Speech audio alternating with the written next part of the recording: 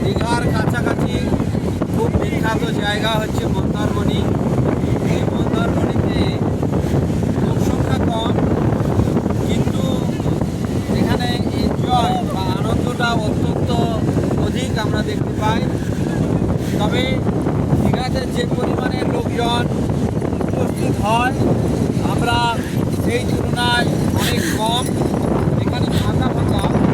এখানে আমি একটা জিনিস দেখতে পাচ্ছি, চারিদিকে ফাঁকা, কিন্তু হাওয়া ভীষণ ভীষণ ভীষণ হাওয়া অবস্থান করছে, দেখতে পাচ্ছি। হ্যাঁ, মানুষজনের সংখ্যা কিন্তু খুবই কম।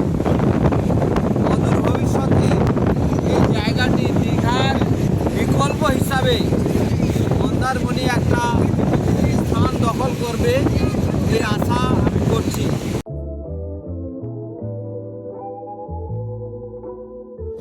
শহরের কোলাহল যখন কান্তি ধরায়, তখন মন খোঁজে একটু নির্জনতা, আর সেই নিস্তব্ধতার অন্য নাম মন্দারমণি। এখানে ঢেউয়ের শব্দ কথা বলে, আর ঝাউবনের হাওয়া ভুলিয়ে দেয় সব ব্যস্ততা। যারা ভিড় এড়িয়ে সমুদ্রের বিশালতায় নিজেকে হারাতে চান, তাদের জন্য মন্দারমণির এই শান্ত সৈকত টুকরো শহর।